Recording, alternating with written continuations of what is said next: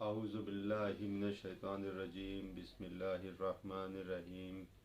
میرے عزیز بھائیوں اور بہنوں، اس 2024 کے رمضان المبارک کے اختتام کی طرف کو ہم بڑھ چکے ہیں، اور آج اس رمضان المبارک کی 27ویں شب ہے۔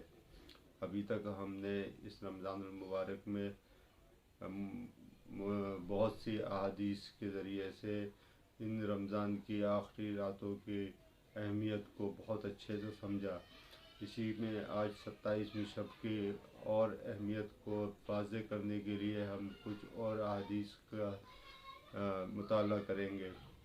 اس میں ابو سعید خدری رضی اللہ عنہ کہتے ہیں کہ نبی کریم صلی اللہ علیہ وسلم نے رمضان المبارک کے پہلے عشرے میں اعتکاف فرمایا، اور پھر دوسرے عشرے میں بھی ترکی خیمے میں سے جس میں اعتکاف فرما رہے تھے باہر سے نکال کر ارشاد فرمایا کہ میں نے پہلے عشرے کا اعتکاف شب قدر کی تلاش اور اہتمام کی وجہ سے کیا تھا، پھر اسی کی وجہ سے دوسرے عشرے میں کیا۔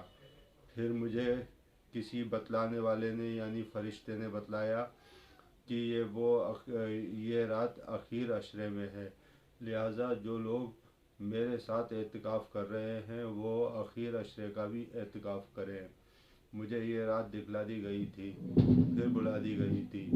اس کی اہمیت یہ ہے کہ میں اپنے آپ کو اس رات کے بعد کی صبح کیچڑ میں سجدہ کرتے دیکھا، لہٰذا اب اس کو اخیر عشرے کی تاک راتوں میں تلاش کرو۔ راوی کہتے ہیں کہ اس رات میں بارش ہوئی اور مسجد چھپر کی تھی، وہ ٹپکی، اور میں نے اپنی آنکھوں سے نبی کریم صلی اللہ علیہ وسلم کی پیشانی مبارک پر کیچڑ کا اثر 21 کی صبح کو دیکھا۔ فائدہ: نبی کریم صلی اللہ علیہ وسلم کی عادت شریفہ اعتکاف کی ہمیشہ رہی۔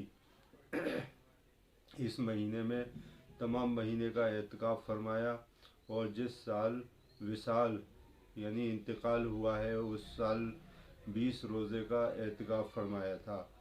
لیکن اکثر عادت شریفہ چونکہ آخر عشرے کے ہی اعتکاف کی رہی ہے، اس لیے علماء کے نزدیک سنت مؤکدہ وہی ہے۔ حدیث بالا سے یہ بھی معلوم ہو گیا کہ اس اعتکاف کی بڑی غرض شب قدر کی تلاش ہے، اور حقیقت میں اعتکاف کی حالت میں اگر آدمی سوتا ہوا بھی ہو تب بھی عبادت میں شمار ہوتا ہے۔ نیز اعتکاف میں چونکہ آنا جانا ادھر ادھر کے کام کچھ بھی نہیں رہتے، اس لیے عبادت اور کریم آقا کی یاد کے علاوہ اور کوئی مشغلہ بھی نہ رہے گا، لہذا شب قدردانوں کے اعتکاف سے بہتر صورت نہیں۔ نبی کریم صلی اللہ علیہ وسلم اول تو سارے ہی رمضان میں عبادت کا بہت زیادہ اہتمام کثرت سے فرماتے تھے، لیکن آخر عشرے میں کچھ حد ہی نہیں رہتی تھی۔ رات کو خود جاگتے اور گھر کے لوگوں کو بھی جاگنے کا اہتمام فرماتے تھے، جیسا کہ صحیحین بخاری و مسلم کی متعدد روایت سے معلوم ہوتا ہے۔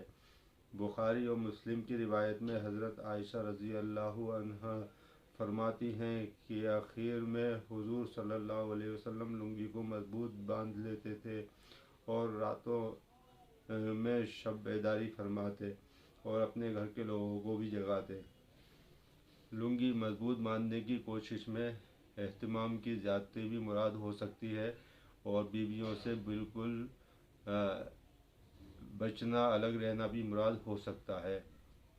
نمبر 2، نبی کریم صلی اللہ علیہ وسلم کا ارشاد ہے کہ معتکف گناہوں سے محفوظ رہتا ہے، اور اس کے لیے نیکیاں اتنی ہی لکھی جاتی ہیں جتنی کہ کرنے والے کے لیے۔ فائدہ: 2 مخصوص نفع اعتکاف کے اس حدیث میں ارشاد فرمائے گئے ہیں۔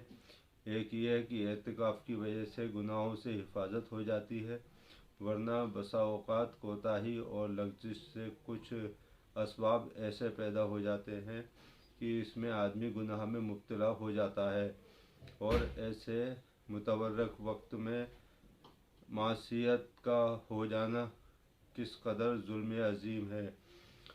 اعتکاف کی وجہ سے ان سے امن اور حفاظت سے رہتا ہے۔ دوسرے یہ ہے کہ بہت سے نیک اعمال جیسا کہ جنازے کی شرکت، مریض کی عیادت وغیرہ ایسے امور ہیں کہ اعتکاف میں بیٹھ جانے کی وجہ سے معتکف ان کو نہیں کر سکتا۔ اس لیے اعتکاف کی وجہ سے جن جن عبادتوں سے رکا رہا ان کا اجر بغیر کیے بھی ملتا رہے گا۔ اللہ اکبر! کس قدر رحمت اور فیاضی ہے کہ ایک عبادت آدمی کرے اور اس عبادت اور 10 عبادتوں کا ثواب مل جائے۔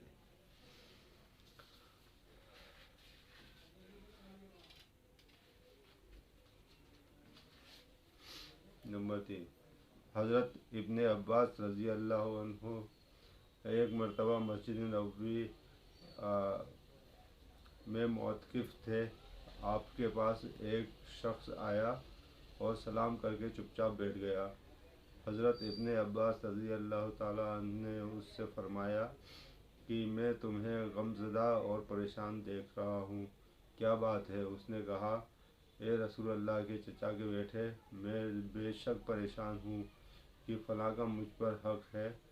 اور نبی کریم صلی اللہ علیہ وسلم کی قبر اطہر کی طرف اشارہ کر کے کہا کہ اس قبر والے کی عزت کی قسم، میں اس حق کے ادا کرنے پر قادر نہیں۔ حضرت ابن عباس رضی اللہ تعالیٰ عنہ نے فرمایا، اچھا، کیا میں اس سے تیری سفارش کروں؟ اس نے عرض کیا کہ جیسے آپ مناسب سمجھیں۔ ابن عباس رضی اللہ تعالیٰ عنہ یہ سن کر جوتا پہن کر مسجد سے باہر تشریف لائے۔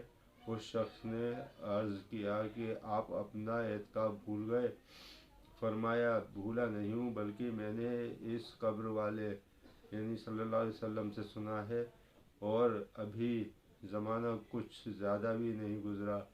یہ لفظ کہتے ہوئے ابن عباس رضی اللہ تعالیٰ عنہ کی آنکھوں سے آنسو بہنے لگے کہ حضور صلی اللہ علیہ وسلم فرماتے تھے کہ جو شخص اپنے بھائی کے کسی کام میں چلے پھرے اور کوشش کرے، اس کے لیے 10 برس کے اعتکاف سے افضل ہے، اور جو شخص ایک دن کا اعتکاف بھی اللہ کی رضا کے واسطے کرتا ہے تو حق تعالی شانہ اس کے اور جہنم کے درمیان 3 خندقیں عار فرما دیتے ہیں، جن کی مسافت آسمان اور زمین کے درمیانی مسافت سے بھی زیادہ چوڑی ہے۔